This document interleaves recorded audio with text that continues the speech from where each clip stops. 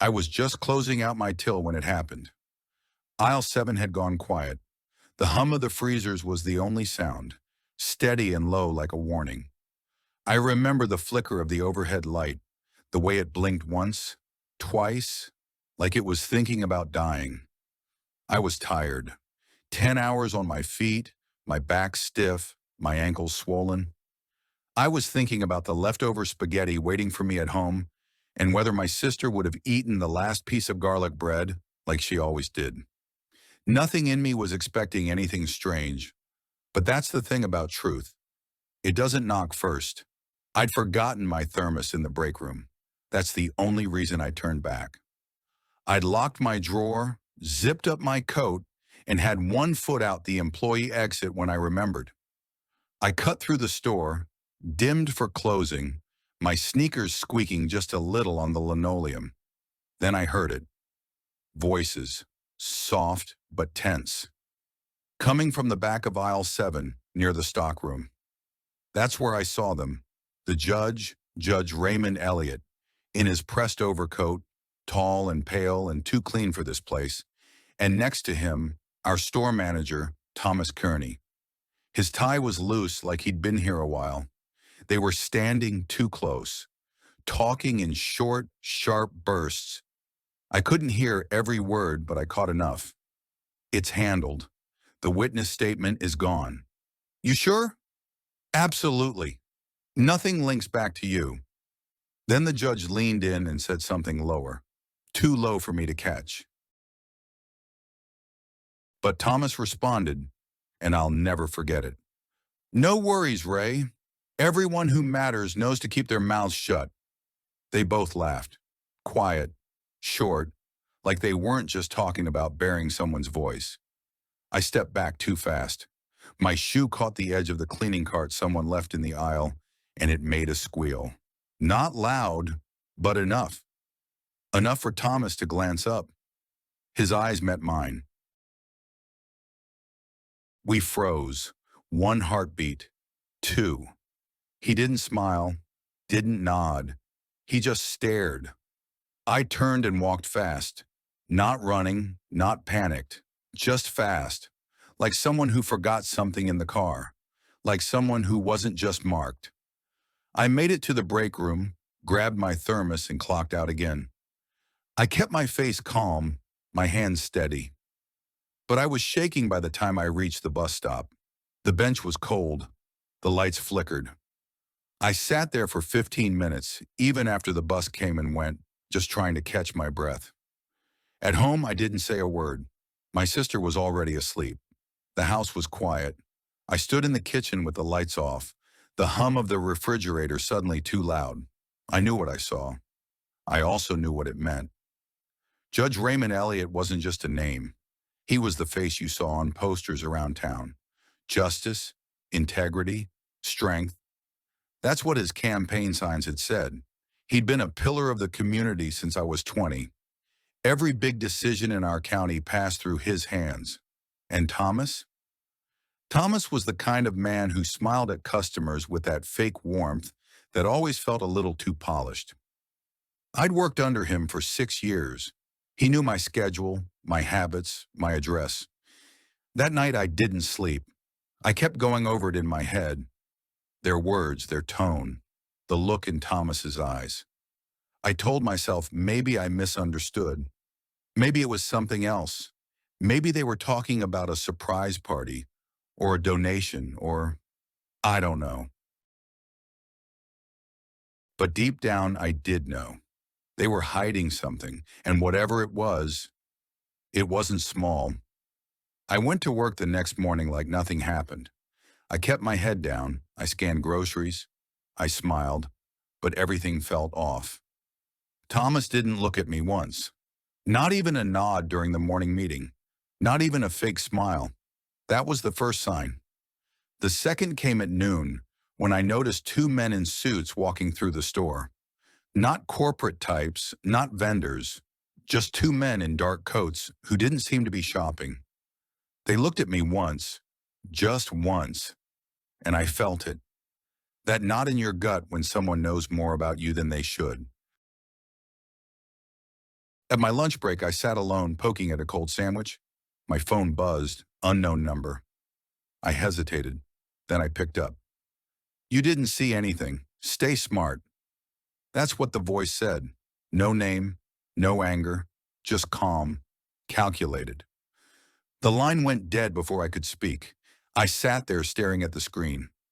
I could have reported it, could have called the police, but who was I going to tell? That I overheard a judge and a manager whispering in the dark? That someone left a cryptic message? They'd ask if I had proof. Video, audio, witnesses. I had none of those things. All I had was a gut full of fear and a truth that didn't want to stay quiet. That evening, as I left my shift, I checked behind me more times than I could count. No one followed, no one watched, but I felt it. The pressure, the weight, the kind that settles between your shoulders and doesn't let go. Back home, I told myself again to let it go. You've got bills, rent, your sister's medical appointments. No one's coming to save you if this gets messy. But something kept needling at me. I'd lived a whole life being small, blending in, following rules. I hadn't even had a speeding ticket in 20 years. I never made noise, never demanded anything. I showed up, I worked, I paid my taxes, and still they looked at me like I was invisible, like I could be bought off with silence, like I wouldn't dare. But I knew what I saw, and the truth had teeth. The next morning, the air in the store felt thicker. I walked in, and it was like someone had dimmed the world by a few degrees. The lights were too bright, but everything else felt muted. The greetings from coworkers, the beep of barcodes, the chatter of customers. I stood at my register and went through the motions, but my mind wasn't in it. I could still hear that voice from the night before. Low, calm, warning me. You didn't see anything. Stay smart. When Thomas Kearney walked past me that morning, he didn't say a word. No good morning, no nod. Just moved past with his clipboard like I didn't exist. And I knew then, really knew, that they'd seen me, that they'd talked, that this wasn't a misunderstanding. It was a problem, and I was it. Around noon, I was called to the office. A woman from HR was sitting there. Janine, blonde, polite, all teeth and spreadsheets. She smiled too much, the kind of smile that never quite reached her eyes. Antonia, she said, motioning to the chair across from her, just a quick check-in. No one had ever called me by my full name at work, not once in 6 years. I sat slowly. How are things going for you here at the store? She asked, hands folded, voice syrupy sweet. Fine, I said. Been here a long time. You have, and we appreciate that. A real steady hand on the team. She glanced at a file in front of her, a thin folder with my name on the tab. It looked almost empty, and that scared me more than if it were thick. Thomas mentioned he's been thinking about shifting some schedules, possibly moving some staff to different roles. Maybe front office, inventory. Would that interest you? It wasn't a promotion, it was a shift, a redirection, away from customers, away from visibility. I like where I am, I said carefully. Janine smiled again, sharper this time. Well, just keep an open mind. I stood up, nodded once, and left. I knew what that was. It wasn't a conversation. It was a leash being offered. That night, I walked home instead of taking the bus. I needed the air, the space, but halfway down Maple Avenue, my phone buzzed again. Unknown number. I didn't pick up this time. I let it ring, and when I checked the voicemail later, there was nothing but silence. 23 seconds of dead air and what sounded like faint breathing. I barely slept. At 2:13 a.m., I heard something. Not loud, just a soft creak, a whisper of a sound. I sat up in bed. My sister, Renee, was asleep in the next room, her oxygen machine whirring steadily. I got up, barefoot, moving slow. I didn't turn on the light, I just listened. The back door was unlocked. We never left it unlocked. My hands were shaking as I locked it. I checked the windows. No glass was broken, nothing was stolen. But someone had been there. They didn't want things. They wanted me scared. It worked. The next day I called the police, told them someone may have entered my home. They came. 2 officers, both young, both white, both distracted. One took a report. The other stood near the kitchen and asked if I had cameras. I said no. No sign of forced entry, the first one said. Probably nothing. Maybe you just forgot to lock up. I didn't, but I didn't argue. As they left, one of them turned back and said, if anything else happens, don't hesitate to call. But you know, sometimes our minds play tricks when we're tired. That's when I realized no one was going to help me unless I made them listen. So I wrote. Late that night at the kitchen table, I took out a legal pad and started writing everything I remembered. The judge, Thomas, the words, the tone, the voicemail, the office meeting, the unlocked door. I wrote it all down, page after page. I didn't know what I'd do with it, but I knew I had to get it out. I had to name it. I thought about going to the press. There was a small newspaper in town, the Herald, mostly used for coupons and high school sports, but every now and then they ran opinion pieces. I looked up the editor's name, Glenn Warren, 40 years on the job, local legend type.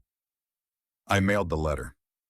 No return address, just sent it with shaking hands the next morning from the blue box down the street. 3 days passed. Nothing. On the 4th day, something happened. A young man was arrested. Jared Holloway, 22, worked part-time at a mechanic shop, lived with his grandmother. I'd seen him once or twice. Always polite, quiet. He was accused of theft, obstruction of justice, and interfering with a federal witness. The news hit the town like a storm. The Herald ran it in bold letters. And there, buried in the article, was a quote from Judge Raymond Elliott. We will not allow interference with the legal process. We have zero tolerance for criminal collaboration. My hands went cold. Because Jared was the nephew of a woman who worked in the store's bakery, Denise. And Denise? She'd once told me months ago that her nephew had been delivering something late at night, a sealed envelope, to a law office uptown. I remembered because she said, that boy needs to stop doing favors for people in suits. I just knew, that Jared had seen something, heard something, maybe even tried to say something, and now he was behind bars. I went into work the next morning like I was walking on glass. Everything in me said to quit, walk away, but I didn't. Thomas saw me. This time he smiled. Not kind, not warm, but like someone who thought they'd won. And then he said softly as he passed, smart people keep quiet, Tony. That's how they stay employed. I felt the heat rise in my chest, not rage exactly, more like clarity, like a line had been drawn and I had finally crossed it. I didn't reply, but I didn't look away either. That night I went to the Herald building. It was late. The lights were off. But I knocked anyway. Glenn Warren answered the door himself. Rumpled shirt, coffee breath, eyes that had seen too much and not enough. You the one who sent that letter, he asked. I am. He studied me for a long moment. I believe you, he said, but if I publish it, even a whisper of it, they'll come after you.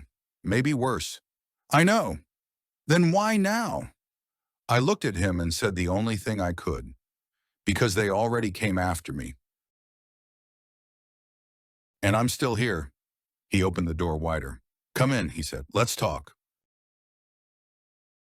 The newsroom smelled like ink and burnt coffee. It was smaller than I expected.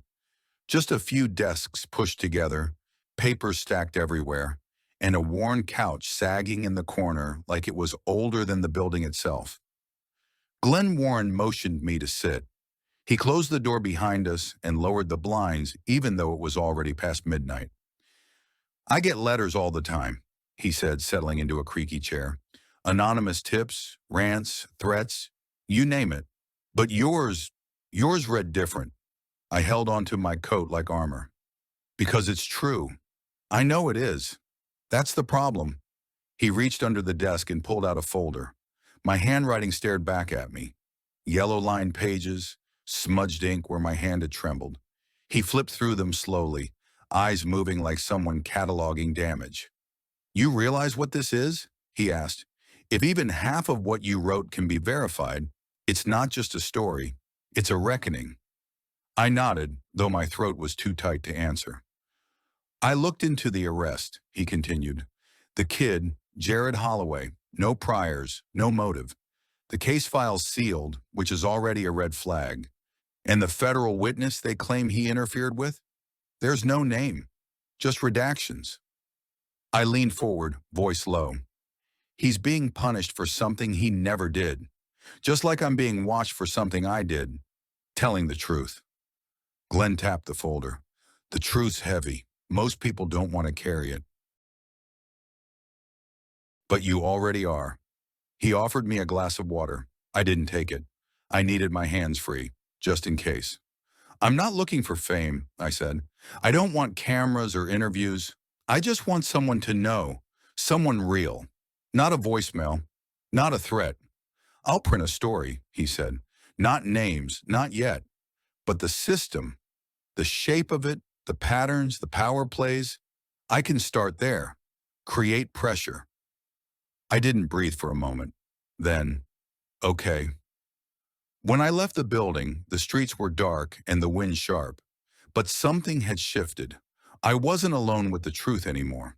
Someone else had seen it now. A voice like mine, long ignored, was finally echoing into a room that had always been locked. The next few days passed like fog. At work, everything looked the same. Fluorescent lights, price checks, beeping registers. But I felt the difference. Thomas didn't say a word, didn't even look in my direction. Co-workers who once chatted during breaks now offered tight smiles and disappeared down aisles when I approached. I became a ghost in the place I had worked for 6 years, and somehow that made me more visible than ever. On Thursday afternoon, just after lunch rush, Glenn's article went live. Witnesses in the Shadows, When Power Silences Truth in Our Community. It didn't name me. It didn't name Thomas or Judge Elliott, but the subtext was clear. Someone had seen something, something dangerous, and the system was moving to bury it. The comments flooded in, some angry, some supportive, most skeptical. But then came the phone call. Renee answered it first. She was still in her pajamas, her oxygen tank humming steadily beside her. It's for you, she said, handing me the phone. A woman. I hesitated. Hello? The voice on the other end was soft, careful. My name is Irene Cole, she said. I used to practice law before. I read the article. I think I can help you. I didn't say anything. I'm not with the city. I'm not with anyone, actually. But if you're who I think you are, you're going to need more than belief. You're going to need protection, strategy, someone who knows how they work. I met Irene that evening at a diner just off Route 17. She looked about 60, short silver hair, heavy coat, and a leather folder tucked beneath her arm like it held bones. She ordered black coffee and a slice of lemon pie. I didn't order anything. I used to believe in the law, she said without preamble. I spent 25 years inside the system. Courtrooms, depositions, hearings. But I learned something the hard way. The law isn't about justice. It's about who's speaking and who's listening. I nodded. She pulled out her folder. Inside were documents, cases, newspaper clippings, a few handwritten notes. I've been tracking Judge Elliott for years. Little things, quiet rulings, unchallenged dismissals, cases that vanished. But no one ever stuck their neck out. Until now, I said. She looked at me. You did something most people wouldn't.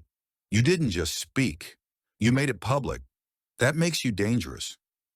I didn't feel dangerous.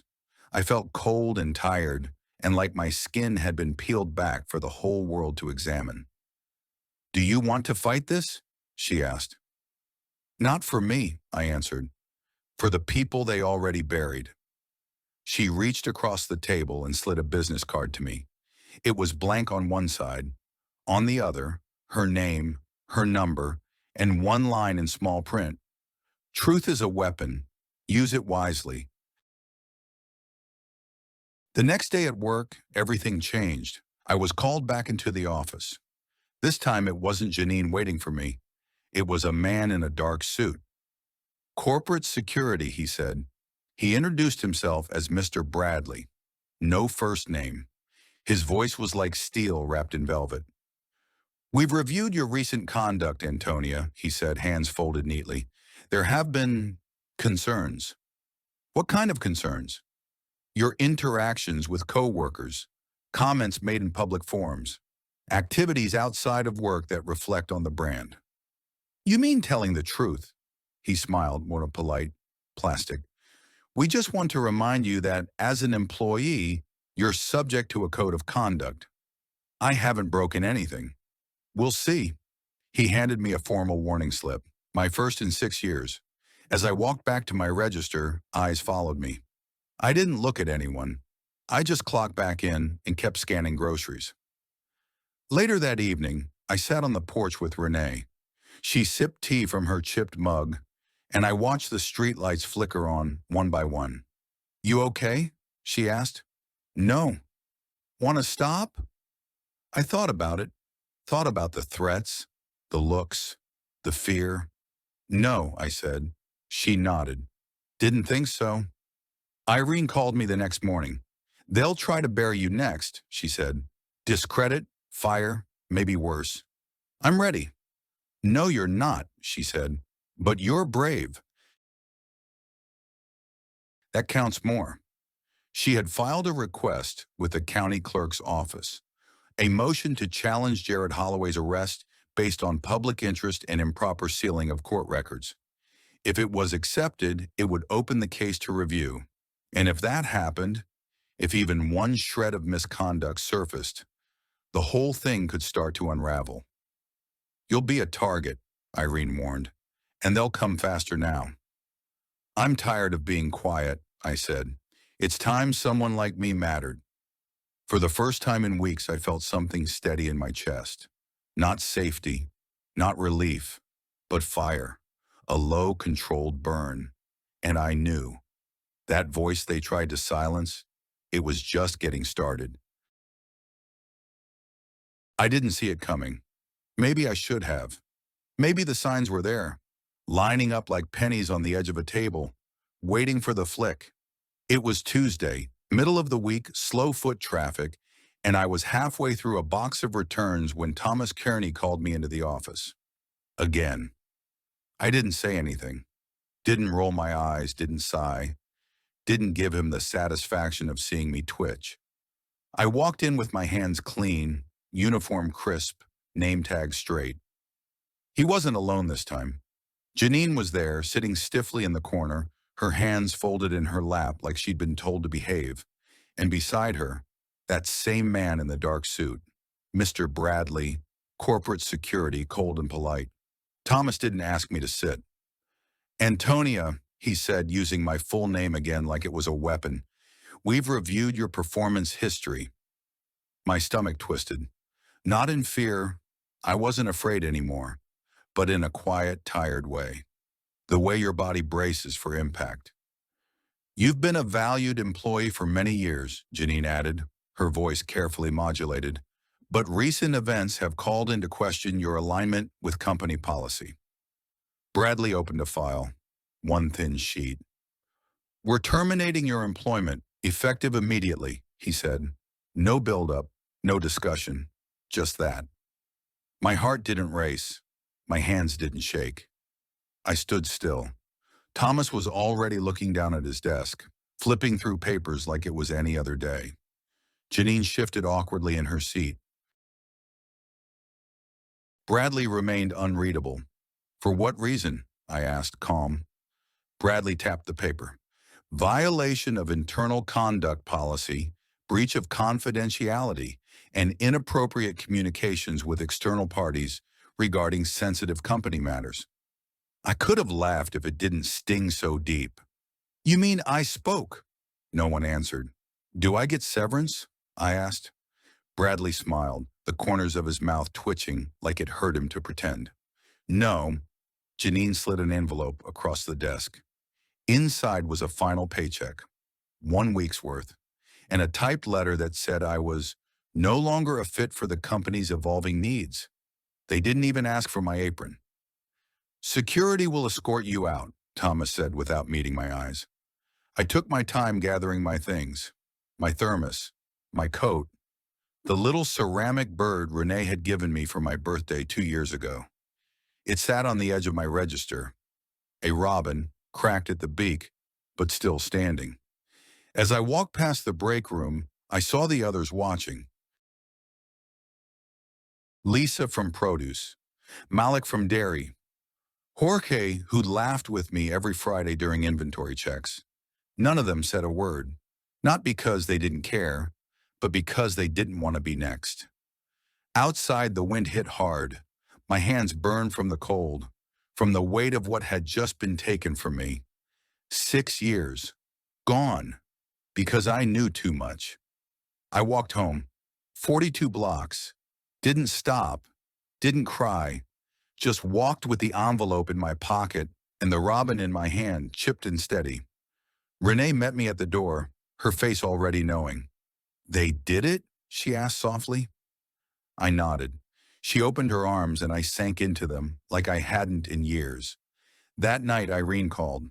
I heard, she said. I'm okay. No, you're not, but you will be. I sat at the kitchen table, envelope open, paycheck on the table like an insult. What now? I asked. Now, Irene said, you become dangerous. She was already filing paperwork, a whistleblower complaint, a wrongful termination motion, legal words that sounded like armor. She told me we had options, that it wasn't over, but it felt over. That store had been my rhythm, my place. I'd memorized the sounds, the faces, the scanner tones. It was more than a job. It had been my anchor. Now I drifted. The next morning I woke early and found myself putting on my uniform by habit, standing in the mirror, straightening the collar, smoothing the sleeves. Then I stopped. I took it off, folded it, placed it in the bottom drawer.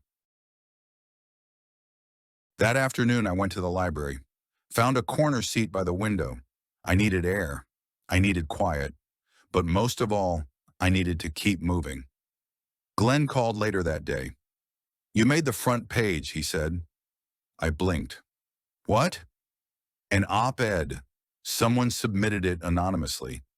It's about a cashier, brave, smart, determined, who stood up against a judge and got fired for it. My breath caught. People are reading it, he said, and they're asking questions. Later that evening, I got my first message. A woman named Angela. She worked at the DMV. Said she'd seen strange things too. Cases disappearing, fines changed, records missing. She told me she never spoke because she was a single mom and couldn't afford to lose her job. But reading about you, she said, made me feel less crazy, less alone. The second message came from a janitor at the courthouse. He didn't leave his name, just said, you're not wrong. You're just the first to say it out loud. Irene printed out both messages, kept them in a folder labeled Voices. You're not forgotten, she said. You're just getting started. But it didn't feel like a beginning. Not yet. A week passed.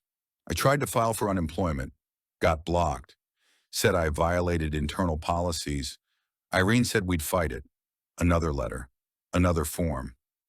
I tried to smile for Renee, cooked dinner, cleaned the kitchen, helped her with her appointments.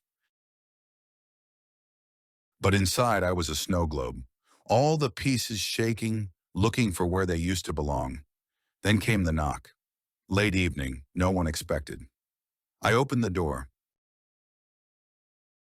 Lisa, from produce, jacket zipped up, eyes darting like she'd just crossed enemy lines.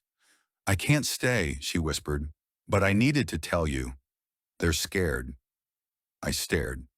They're holding meetings. Closed door. No one talks about it out loud, but they know what happened. They know you were fired for something real. Why are you telling me? She hesitated. Because I saw him, the judge. One night, back of the store. He wasn't there to shop. Did you hear anything? No, but I saw Thomas hand him a folder. Brown. Thick. Did anyone else see? No one who'll talk. She reached into her coat and pulled out a small envelope. Found this in the trash. Thought it might mean something. Inside was a receipt, time-stamped, dated the same night I heard the voices, and the name on it? Pauline Simmons. She was the assistant court clerk, the one who supposedly left town 3 weeks ago. No warning, no goodbye, just gone. I stared at the paper like it was glowing. Lisa touched my arm. Be careful. And then she left. That night I sat at the table again. Same seat, same light, same pen. But this time I wrote more than a memory. I wrote a name, a date, a time, and a question. Where is Pauline Simmons? Because someone else had vanished. And I was still here, still standing, still speaking. And they hadn't silenced me yet. They told her to stay away, told her it wasn't her place, told her, without ever saying the words, that cashiers don't belong in courtrooms. But Naomi Carter walked through the courthouse doors anyway. It was colder inside than she expected. Marble floors, echoing footsteps, people in suits who barely glanced her way. She clutched her notebook to her chest, the one with the receipt tucked deep inside, proof that what she saw behind the stockroom wasn't just her imagination. The judge's name was on that document. Judge Alan Merritt, respected, unshakable, untouchable. And yet, there he was, that night, whispering behind the store with Vincent, their manager. The next day, boxes disappeared, and a woman named Celine, who had worked in accounting, was gone. Transferred, they said. But Naomi had seen her crying in the bathroom just the day before, shaking, whispering, "They think I know too much." She hadn't dared say a word back then, not until the call came. You didn't see anything. Stay smart. But Naomi wasn't built for silence anymore. She sat in the back row of the courtroom, not as a lawyer, not as a witness, just a woman with a secret. The trial wasn't about her, not yet. It was about a small civil dispute, a developer trying to reclaim land from local tenants. She recognized the names, the neighborhood. It was 3 blocks from where she grew up, and Judge Merritt was presiding. She didn't know why, but her gut told her, and this was connected. The defense lawyer stood, rattling off a list of complaints, inadequate notice, tampered documents. The opposing side had too much influence, too many friends in high places. Then Merritt spoke, and the room changed. His voice was calm, controlled, almost gentle. I will remind the court that allegations require evidence. If you cannot produce documentation, the court cannot take action. Naomi clenched her jaw. Documentation. She had it. Not about this case, but something else, something bigger. That night, she took a photo of the receipt. She didn't send it to anyone, not yet, but she stared at it, zoomed in on the signature, on the timestamp, on the seal from the county office that should not, could not have been on that type of inventory record. A judge, a retail manager, and a warehouse shipment listed as expired donations, sent to an untraceable address. She remembered the man who came to pick it up. No uniform, no ID badge, just a van and a clipboard he never let go of. She thought about Celine again, about the things no one dared say aloud. The next day, Naomi returned to court. She sat in the same seat. She watched Judge Merritt speak over a mother trying to keep her home. He ruled against her. A man beside Naomi whispered, "Same as always. Doesn't matter what you say in there." But Naomi wrote it all down. Every word, every pause, every pattern. Later that week, she called a lawyer. Not a big one. Just a friend of a friend who helped with tenant rights. His name was Jerome. He didn't sound surprised when she told him what she'd seen. "You're not the first," he said, "but if you've got paper, they'll listen to you more than most." "I'm not looking for attention," she said. "I just want to understand what this is." He asked her to meet in person, to bring everything. She almost didn't go, but she did. She wore her cleanest jacket, tied her curls back, taped the receipt to a sheet of printer paper, and slipped it into a folder. Jerome's office was tiny. Filing cabinets against every wall, a half-eaten sandwich on the desk. But his eyes were sharp. When he saw the receipt, he sat back slowly. "That's a county warehouse address," he said. "Not anymore," Naomi replied. "I tried to go. It's been gutted. Concrete slabs and a padlocked fence." "And that's Merritt's seal. But it's from 3 months before this case was even filed." Naomi nodded. "I think it's part of something bigger. I think they're rerouting goods, using court authority to cover the trail." Jerome rubbed his face. "You realize what you're saying, right?" "I'm just a cashier," she said softly. "That's what they want me to believe." He leaned forward. "You're more than that now."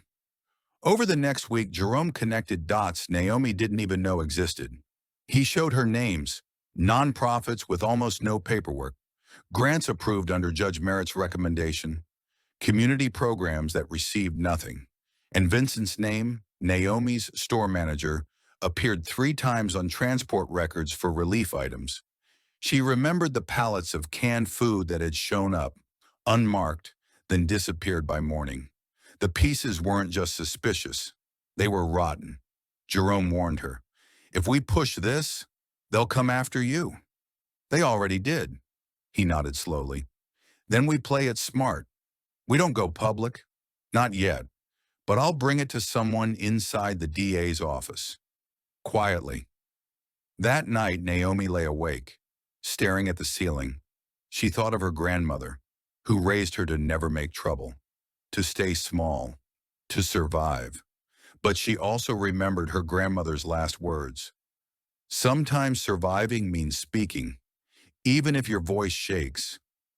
In the morning, Naomi walked to court again. She wasn't testifying. She wasn't on any docket. But she was watching. Because sometimes that's how you fight corruption.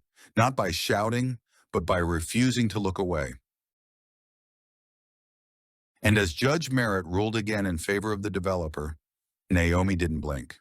She knew what she saw, and she wasn't going to let them forget it. She kept it in the back of her wallet, folded, creased, smudged at the corners. Not because it was fragile, but because it mattered. The receipt, one thermal slip of paper, 3 lines of numbers, 2 initials handwritten on the bottom.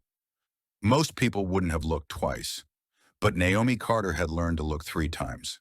She had pulled it from the trash the night she was fired. Her hands had been shaking, the storage room lights buzzing overhead like they knew. The printer was still warm. Total 0.00. Memo. Confirmed pickup, Judge. Signed, VT. She didn't know why she kept it at first. Maybe out of spite. Maybe because her instincts, honed after years behind the register, knew a mistake when it printed. She stared at it now, seated on the edge of her twin mattress, phone to her ear. "Can you read me the exact wording again?" Jerome's voice came calm through the static. She did. He exhaled sharply. "So they logged a transaction, $0 pickup, referenced the judge, and your manager signed it." "Vincent Thomas," she said. "VT. It's nothing, and it's everything," Jerome muttered. She had brought him the receipt 2 days after her termination, her voice low, eyes darting. He didn't laugh. He didn't dismiss her. He listened, and he asked for a copy. Now Naomi felt the full weight of it. This scrap of paper, meant to disappear, was the thread, and she had it. "You said you worked the late shift that night?" Jerome asked. "Yes, and I saw them." Vincent and Judge Merritt. "In the stockroom, behind the ice machine. It wasn't casual." He paused. "Then this isn't about a discount or store perks. It's access. They're hiding something in plain sight." She clutched the receipt like it was alive. "I didn't imagine it, Jerome. I know what I saw." "I believe you." That stopped her. No one had said that out loud. He continued, voice tighter now, more alert. "I've seen this before.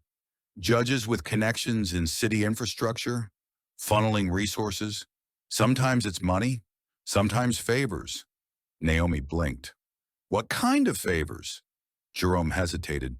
"Rezonings, fast-track approvals, quiet asset transfers.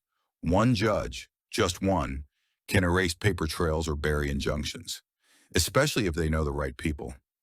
And my store could be the drop point or just where the trail begins." She swallowed. "You've got something rare, Naomi. The problem is, if you have it, they know you do." Her window rattled slightly in the breeze. She glanced toward the hallway. Nothing moved. "How do I stay safe?" Jerome was silent for a second too long. Then, "Don't be predictable. Sleep somewhere else tonight. Do not keep the original on you. Copy it, triple, then disappear it." "I've already got copies." She had.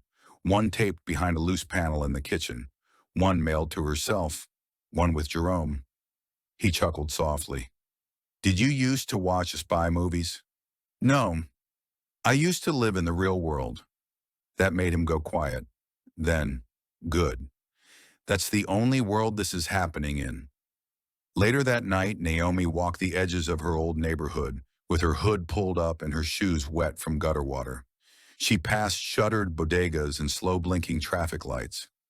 The city felt different now, not cold but aware.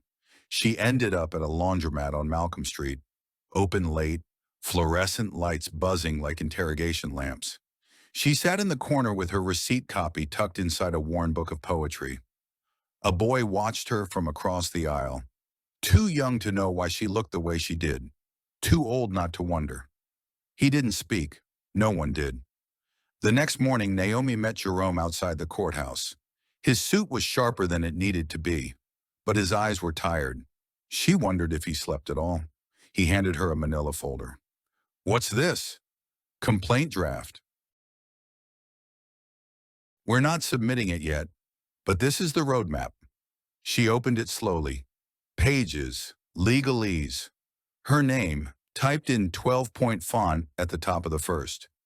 "You filed it under Naomi Carter versus Merritt and Thomas?" "No, that's just a draft label. But if we get more, I'm filing under a whistleblower clause." She kept reading. "You're naming the judge." "I'm naming what's real." Her throat tightened. "Most people would walk away," she said. "Most people aren't you," Jerome replied. They sat on the courthouse steps together. She watched clerks file in through security, watched suits talk into phones, watched men with briefcases who'd never glanced twice at someone like her. "You really think this matters?" she whispered.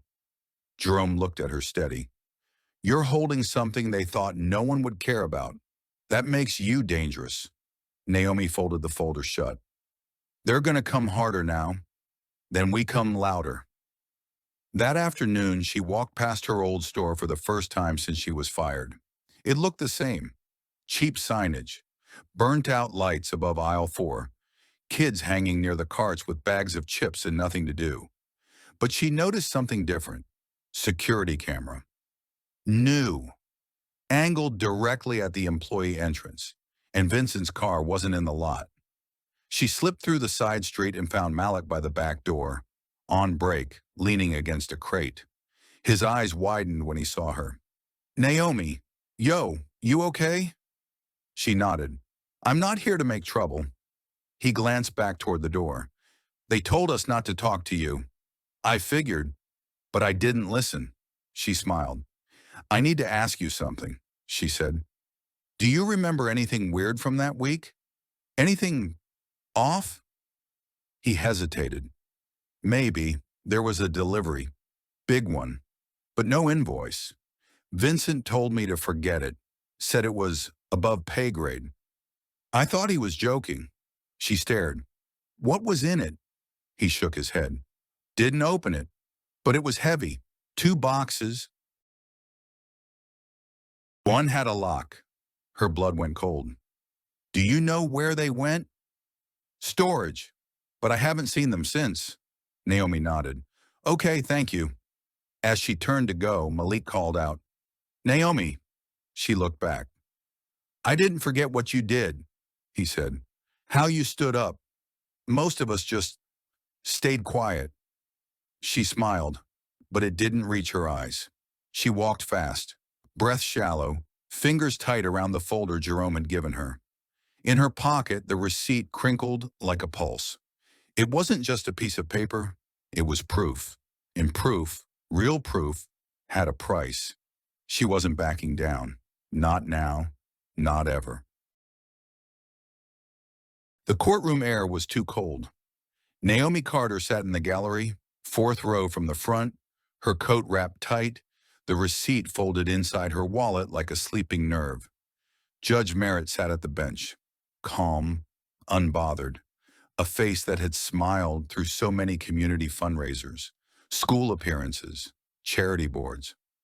But Naomi saw it now, saw what she hadn't before. The way his fingers tapped 3 times before every ruling. The way his eyes avoided certain corners of the room. The way he never carried papers in his hand. Someone always did it for him. Jerome leaned in from her right. You see the man sitting 2nd row behind the prosecution? Naomi followed his gaze. A tall man in a gray suit, pale, eyes constantly scanning. He's not with anyone officially, Jerome whispered. Private security, likely hired to observe us. Naomi kept her face still. So we're being watched. We've been watched since you said the word judge. She didn't look away. Let them. Outside, the city moved like always. Cars honking, lives blurring, everything urgent and forgettable. But inside that courtroom, something quieter was happening. The kind of thing most people missed unless they had reason to look. The case that morning wasn't hers. Not officially, but it involved Merritt. A small zoning dispute. Nothing flashy, nothing headline-worthy. And yet, when a city employee took the stand and mentioned in passing that the judge had spoken to them personally, Jerome shifted.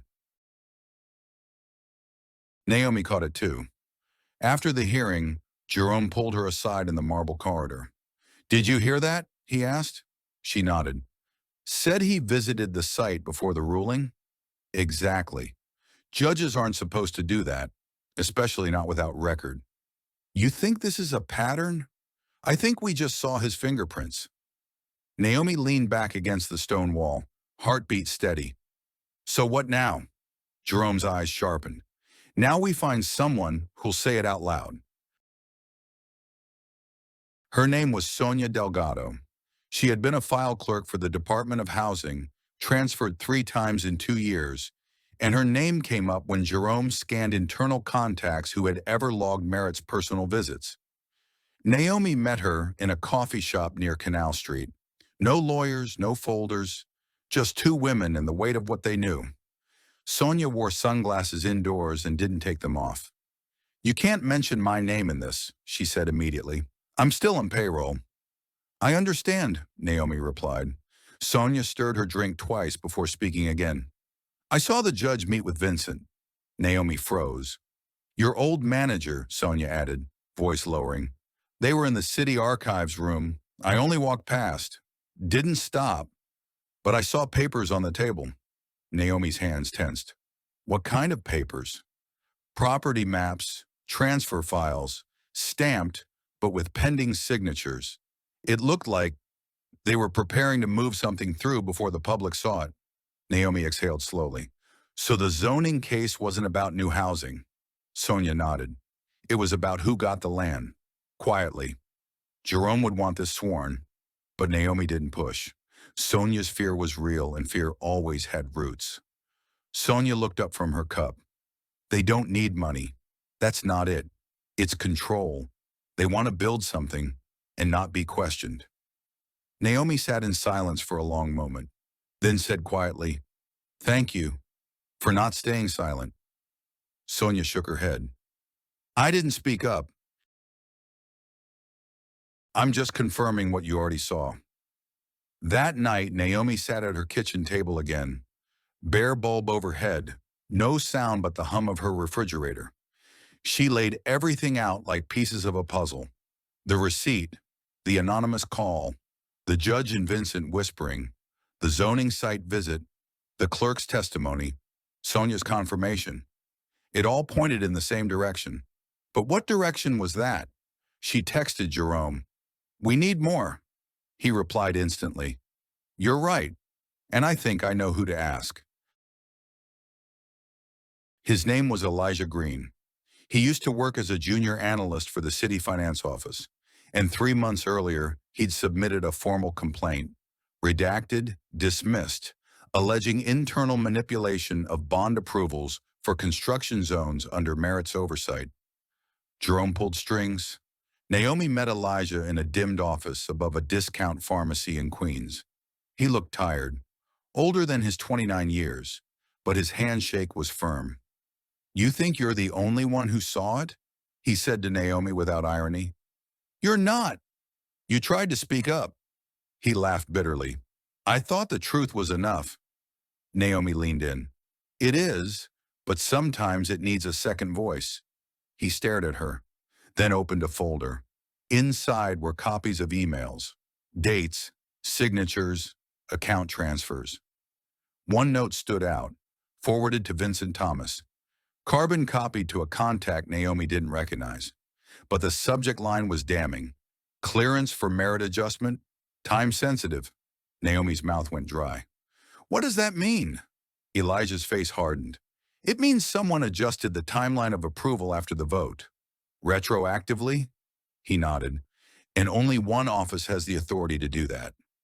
Naomi sat back. It was real. Bigger than her. Bigger than Vincent. Bigger than court aisles and whispered threats. This was fraud. Judicial, financial, political, and she was in it now. Back home, Naomi opened her laptop. She started a document called "He Said, She Saw." It wasn't a legal brief. Not yet.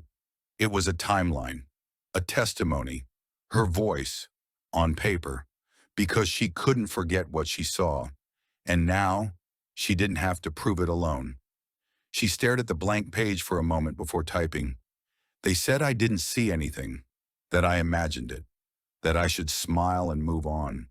But I remember everything, every whisper, every shadow, every silence that followed." She kept going, page after page, not because someone told her to, but because someone had to. Because justice, like courage, starts with one pair of eyes, and the refusal to shut them. Naomi Carter wasn't sleeping much. Not from fear, not anymore. It was something else now, something sharper. The moment you realize they're not pretending anymore. The veil had been lifted, and the truth was no longer some foggy maybe. It had form now, dates, voices, witnesses, a shape she could almost trace with her finger. But they were still trying to bury it. They always buried it. And Naomi had learned one thing from watching rich people panic. When they get quiet, they're digging. Elijah had gone silent for 3 days. No replies, no updates. His email bounced once, then again. Naomi sat in Jerome's office when he called. Blocked number. She picked up without speaking. "It's Elijah," the voice said, rushed, nervous. "I can't meet. They came to my sister's apartment, asked questions. Naomi stood. Did they threaten her? They didn't have to. She has kids. They said my name in front of them. Jerome took the phone. Listen to me, Elijah. We'll keep your name out of everything until you're ready. Just protect yourself. Naomi closed her eyes, hand on her binder. They're trying to isolate us. Let them try, Jerome said. We're past fear. Now we build proof. The city planning archive was a beige, windowless basement 2 blocks from the courthouse. Naomi had never stepped foot in it until the Thursday morning. Inside, endless rows of shelves and metallic cabinets. Everything labeled but deliberately uninviting. Like the truth was somewhere, if you just got tired enough to stop looking. She and Jerome spent 4 hours combing zoning files, old permit applications, handwritten addendums, timestamps so faint you had to tilt the paper to read them. And there it was, a duplicate set of forms for the Brookline redevelopment site, one approved, one preliminary, signed 3 weeks after the ruling that made it legal. Naomi whispered, "This is what they buried." Jerome didn't respond right away, then said, "There are 2 dates here, 2 truths." Naomi's throat tightened. They created one to erase the other. Exactly. It was elegant in a brutal way. Paperwork fraud so quiet, so dry, that no journalist would notice it unless someone screamed. Naomi folded the copies into her binder. "I'll scream," she said softly, "even if my voice shakes." That night her front door lock stuck. Not broken, not scratched, just changed. Jerome was there in 15 minutes. "No sign of force," he said, kneeling by the handle. Naomi stood with arms folded. "They were inside." He nodded. "This isn't a warning. This is psychological." "Then they're wasting their time," she snapped. He stood. "Are they?" Naomi looked at him, really looked. "I'm not afraid to be scared," she said, "but I won't disappear." Jerome exhaled. "Good, because it's about to get louder." The next day, Naomi got a letter, hand-delivered, no return address. Inside was a single sheet, typed in plain font. "Walk away. No one will believe you anyway." She held it between 2 fingers. "Jerome?" He read it twice, then tore it in half. "We're filing our first motion Monday." But Monday didn't wait. It came early. Jerome got a call at 3:18 a.m. A fire at the community center where Sonia Delgado worked. Records gone, no injuries. But cause suspicious. Naomi stood barefoot in her kitchen, clutching the counter. Jerome's voice was calm. "They're getting sloppy." Or desperate. She thought of Sonia's sunglasses, Elijah's vanished emails, her own changed door lock. None of them had power, not in the traditional sense, but they had something stronger now. A pattern. Tuesday morning, Naomi walked into the courthouse, holding her binder with both hands like a child with a secret. This time she wasn't watching. She was on the record. Motion to submit evidence of judicial misconduct. Motion to request temporary injunction on the Brookline redevelopment. Motion to protect anonymous whistleblowers. 3 filings. 3 storms. She stood beside Jerome, her name typed clean across the top of each document. Naomi Carter, civilian affiant. And just like that, she wasn't invisible anymore. The local paper ran a headline that afternoon. "Former cashier files motion against sitting judge. Cites fraud." They used her old employee photo. Faded red uniform, crooked smile, register in the background. She didn't mind. It reminded people who she was. Not a lawyer, not a politician, just a woman who saw something she wasn't supposed to. Later that night, someone called again. Different voice, feminine, smooth. "You're embarrassing yourself, Ms. Carter. You think this makes you a hero?" Naomi didn't blink. "No, it makes me a witness." Silence, then a laugh. Cruel, small, You don't understand how the world works. I do now, she said, and I'm writing it down. Click. She looked at her phone screen, then to the window, then to the binder.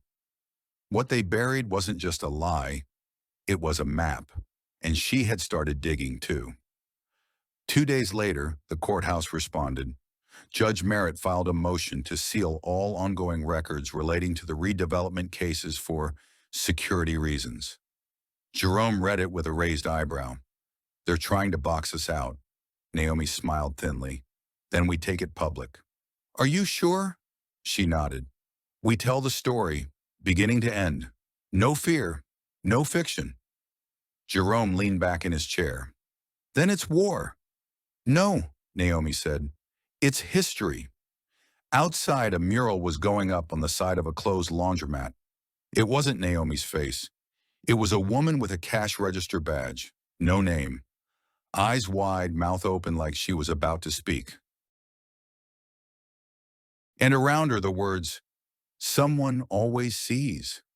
Naomi walked past it on her way home, paused, took out her phone, snapped a photo, and whispered, not for anyone else, but for herself, "I'm not finished." Rain had a way of silencing the city, softening the edges of its anger, its rhythm, its breath. July was supposed to be bright, humid, loud, but that morning the sky cracked open and poured like it had been holding back too long. Danielle Turner stood on the corner of Lenox and 129th, soaked through despite her umbrella, her sneakers squished with every step, her tote bag was heavy with case notes, newsprint, a granola bar she hadn't touched, and a receipt that now felt like the thinnest shield between her and a storm bigger than clouds. She had almost turned around, twice, but a voice, her own, kept whispering, "You already started this. You don't get to stop just because it's raining." The courthouse loomed ahead, its columns streaked dark by the water, like even the stone itself was crying. She climbed the steps with her chin tucked in, heart pounding loud enough she thought someone might hear it. Inside, the air was cold, unkind. Security barely looked at her this time. Maybe they recognized her now. Maybe she was becoming the kind of person people remembered, not for fame, but for being stubborn enough to come back. The case wasn't hers, not officially. She wasn't a lawyer. She didn't even have a degree in anything legal. Just a file folder, a memory, and the terrifying knowledge that she had seen what they were pretending didn't exist. And now someone had decided she'd seen too much. The gallery was half full. Older men in dark suits, a few women scribbling into notebooks, a bored intern sipping iced coffee too loudly. At the front, the judge hadn't yet appeared, but the clerk was arranging documents, straightening microphones, as if anticipating an earthquake disguised as a hearing. Danielle didn't sit. She stood in the back, beside a marble pillar, water dripping from the hem of her jeans. She clutched the folder tight. Across the room, Assistant DA Louisa Franklin walked in, tall, composed, every step perfectly timed with the tick of the old wall clock. When her eyes scanned the crowd and locked onto Danielle, something passed between them. Not warmth, not welcome. Recognition. You're the girl, the one who saw, the one who won't shut up. Danielle didn't blink. She couldn't afford to anymore. The hearing began with procedural boredom, motions, names, things Danielle barely followed. But then the name came up, Judge Harold Brent. It sounded like thunder. Everyone knew the allegations by now. Quiet rumors dressed up in lawyer speak, misuse of influence, sealed files that shouldn't be sealed, favors traded behind closed doors. But no one had proof, except Danielle had a receipt, one line, one signature, one timestamp, and in memory of a whispered meeting between her store manager and that same judge, back in the stockroom, behind aisle 7. She hadn't meant to see it, but she had, and no one had ever asked her what she'd seen. They just told her to forget, erase, let it die quietly. The clerk called for witness review. The DA requested to re-examine new evidence. Brent's lawyer, some expensive man with a gold watch and an oily smile, objected. The judge, the new one, neutral and tight-lipped, allowed it. Danielle didn't move. She wasn't a witness today. She hadn't even been named yet. But the DA glanced back again. Once, twice, and then the rain returned. Not outside, but in Danielle's mind. The stockroom, the smell of bleach and cheap perfume. Her manager, Daryl Bennett, nervously adjusting his name badge. And Judge Brent leaning in, whispering something Danielle couldn't quite hear, but something that made her step back, even then. She had reported it, quietly, once, to HR. 3 days later, she was fired for being inconsistent with store values. That had been a year ago. She had forgotten how cold it was to stand alone in a room full of people, paid to pretend you didn't matter. And yet, she was still here. When the recess bell rang, Danielle stepped outside and leaned against the wet stone wall. The rain hadn't stopped. It never really stopped. "You keep showing up," a voice said. She turned. Louisa Franklin. Up close, she looked less like a headline and more like a woman who hadn't slept in weeks. "You dropped off the envelope," Louisa said. "The one with the receipt." Danielle nodded. "That was brave." "No," Danielle said. "It was overdue." The DA looked down at her shoes. "We've been watching Judge Brent for a long time, but your document, it's not just paper. It places him there. It ties him to the scheme, but they'll say it's circumstantial unless we have more." "I have more," Danielle said, surprising even herself. The DA blinked. "There's a text," Danielle added, "from my manager, the night I was fired. He said, 'Don't ask questions. You saw what you weren't supposed to.' I still have it." Louisa nodded slowly. "Can you bring it to my office?" Danielle hesitated, then reached into her coat pocket, pulled out a cheap prepaid phone. Screen cracked. "It's already here." Louisa took it gently, looked at the message. Something in her posture shifted. The kind of shift that says, "This just got real." "You'll need protection," Louisa said, "if we use this."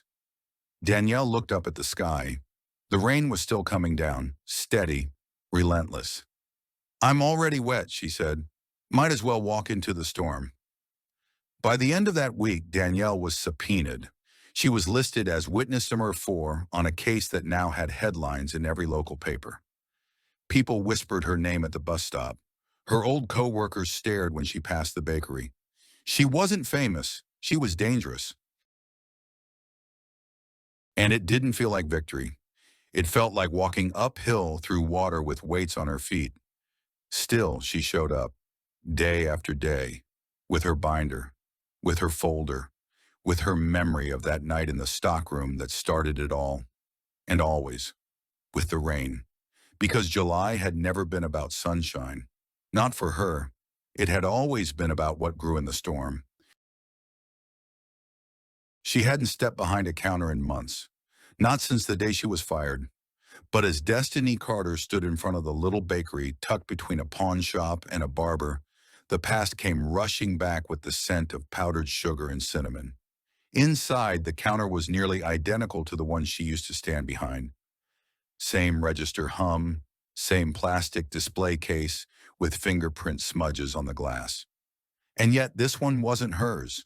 This wasn't the grocery store. This wasn't where it all started. "Can I help you?" The young girl behind the register smiled. Her name tag read Lila. Destiny blinked once, then shook her head. "No, thank you. I'm just remembering." She turned and walked out without buying anything.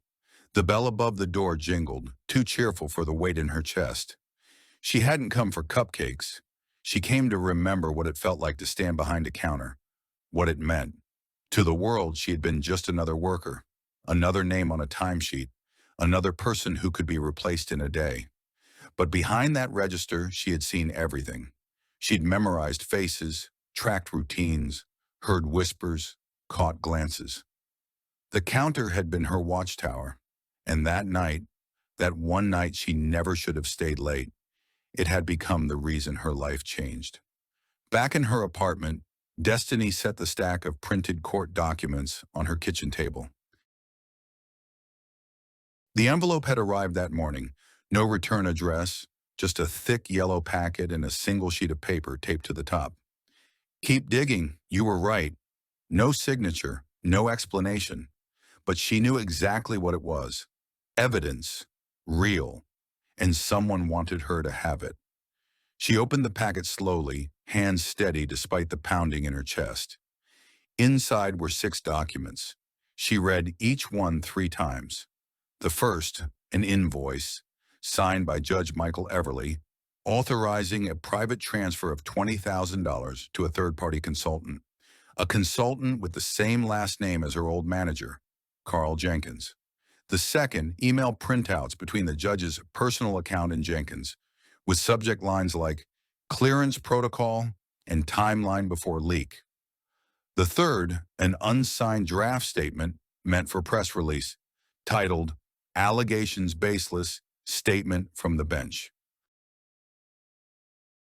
The fourth, a subpoena that was never sent, a name redacted, a signature space left blank. The fifth, a typed memo. Store video should be wiped before inquiry begins. The sixth, a grainy black and white photo, time-stamped the night she was fired. The judge and Carl Jenkins standing at the rear exit of the store. Not a stockroom, not an accident, not innocent. Her fingers trembled slightly as she laid the photo down. I knew it, she whispered. I knew what I saw. She thought about the night since. The phone calls that never came, the messages that were never answered, how quickly people moved on when she lost her job, how quickly they stopped asking questions when she started whispering too loud. She hadn't mattered, until now. Later that evening, Destiny met with Andre Washington in a quiet diner on the edge of downtown, the journalist who'd first reached out to her weeks ago after seeing her name buried deep in a court filing. You brought it? He asked quietly. She nodded, sliding the envelope across the table. Andre opened it slowly, his eyes scanning the documents, like a man unearthing a map to something dangerous. Jesus, he muttered. You were sitting on this? I wasn't sure what I had, Destiny admitted. Now I am. He kept reading, then paused. This is enough to open a formal ethics investigation. Maybe more. She stirred her tea, eyes tired. Do you believe me now? I believed you the second time we talked. Now I know why they tried to shut you up. Andre folded the documents back into the envelope and slipped it into his satchel. We'll need to move fast. They'll try to get ahead of this. Destiny nodded. Then we stay loud. The next day, the story broke. Andre ran it on his independent site with the headline, Whistleblower Cashier Exposes Judge in Evidence Suppression Scheme. By noon, it had been shared over 50,000 times. Local news picked it up, then regional, then the networks. They showed the grainy photo. They blurred the email addresses. But the names were there. Judge Michael Everly, Carl Jenkins, and Destiny Carter. Her phone rang nonstop. Some calls were encouraging.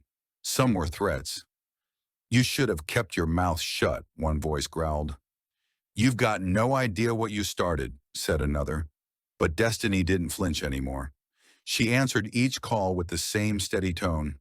I know what I saw. That night someone knocked on her door. A single knock. Firm.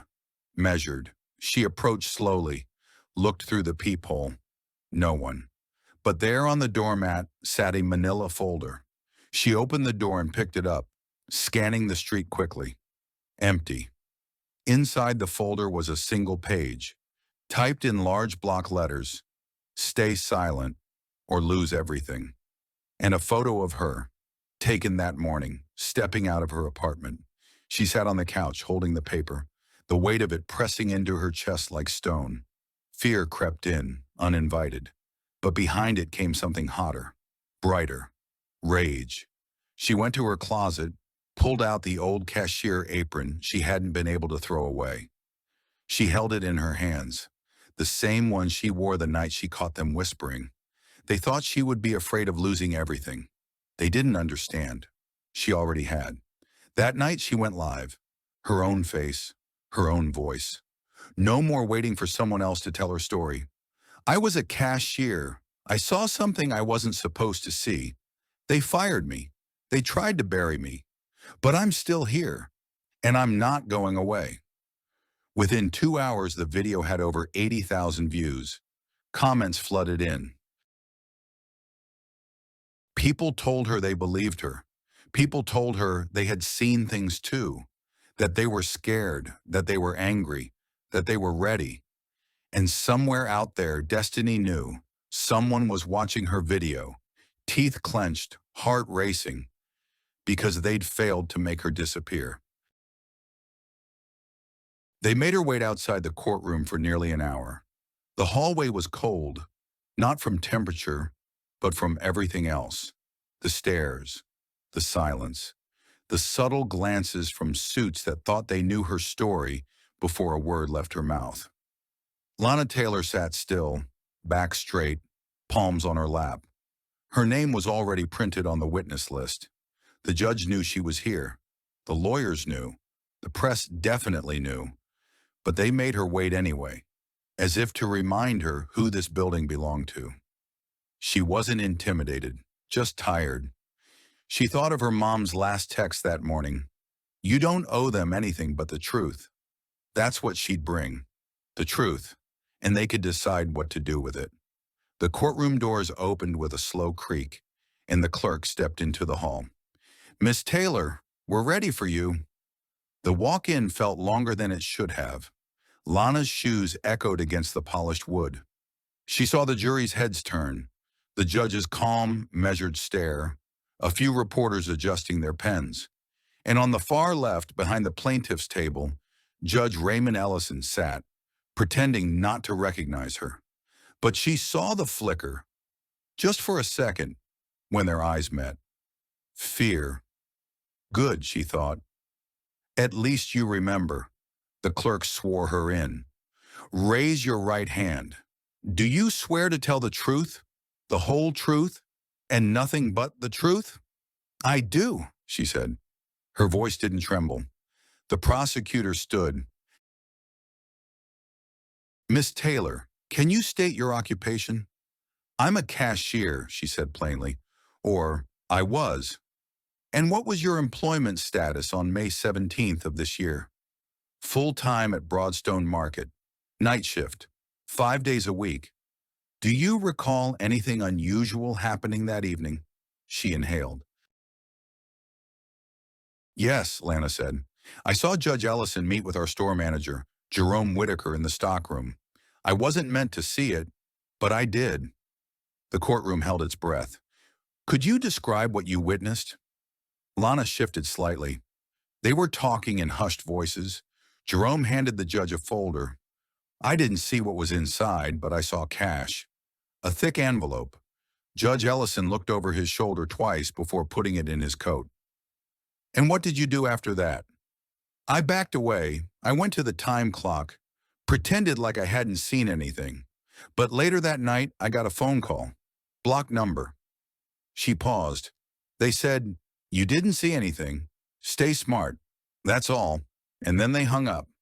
A murmur rippled through the courtroom. The prosecutor stepped closer. And did you recognize the voice? No, but it was male, calm, like he'd done this before. Did you report it? Not at first, she said. I was scared. Who do you go to when the man you're reporting is a judge? She looked at the jury now. So I did nothing, until I couldn't anymore. Silence followed. Then the defense lawyer stood. Miss Taylor, you say you saw a man in a stockroom. You say he looked like Judge Ellison. Can you swear under oath that you are 100% sure it was him? I'm sure, she said without hesitation. Same suit, same watch, same walk, same scar under the eye.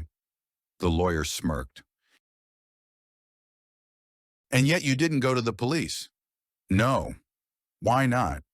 Because the last woman who tried to expose someone like him ended up unemployed and evicted.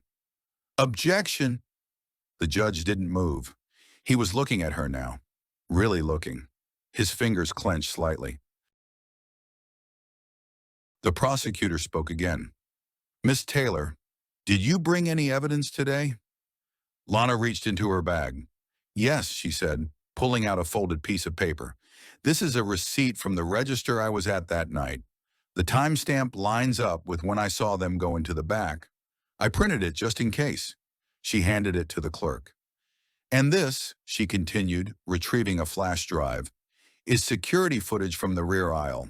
It doesn't show the exchange, but it shows the judge entering through the back loading dock. That door is not open to the public. The courtroom stirred again. The prosecutor smiled faintly. No further questions.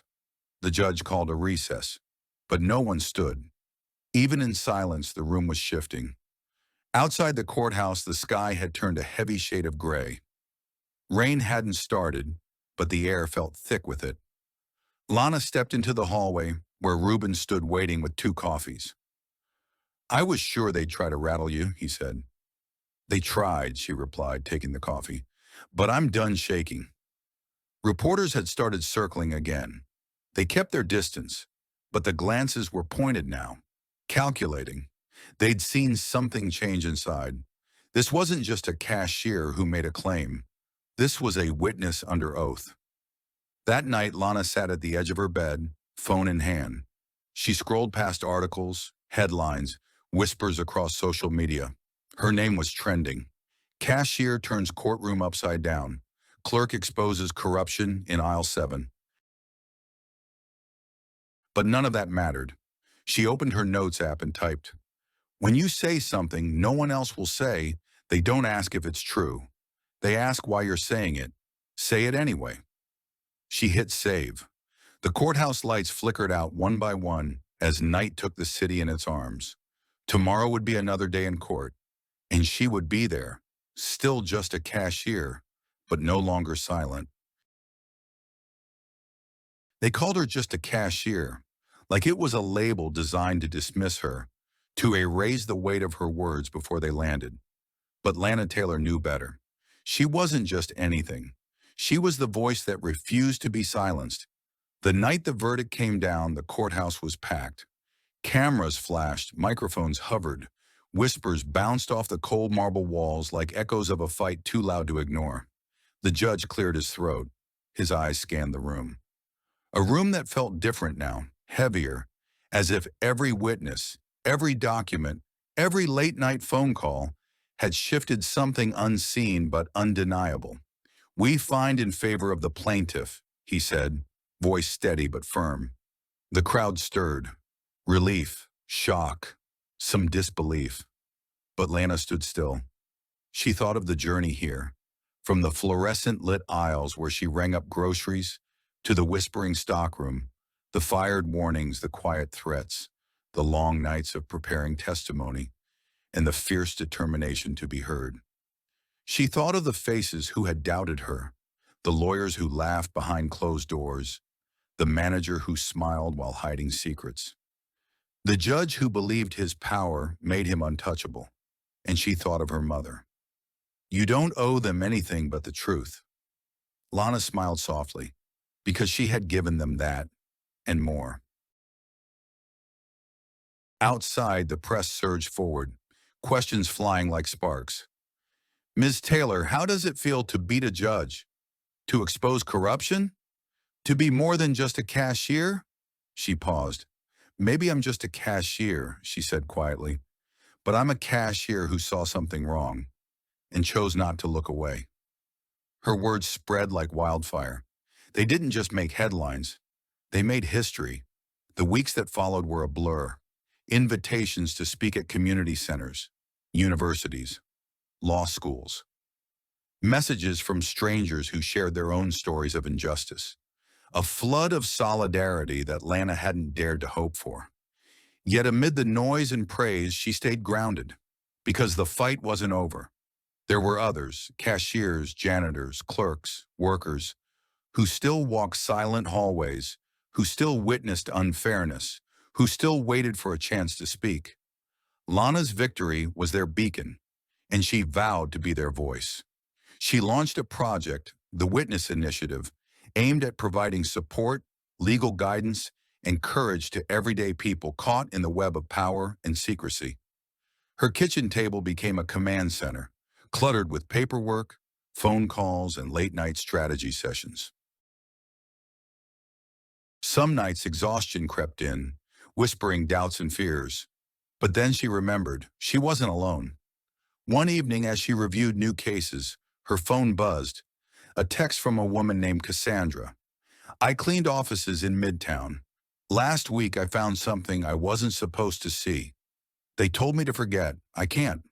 What do I do?" Lana smiled and typed back, "You did the right thing. You're not alone." And in that moment, the words echoed through her heart. Justice doesn't come from titles or degrees. It comes from courage, from truth, from the decision to say, "I know what I saw," and to stand. Years later, a mural rose on a brick wall near the courthouse. It wasn't a portrait of Lana. It was a woman, apron tied, eyes fierce, arms crossed, standing tall with the words, "Not just a cashier." People paused there, touched the wall, remembered, because sometimes the smallest voice can make the loudest noise, and sometimes just a cashier is everything. If the story hooked you, hit like and share your thoughts below.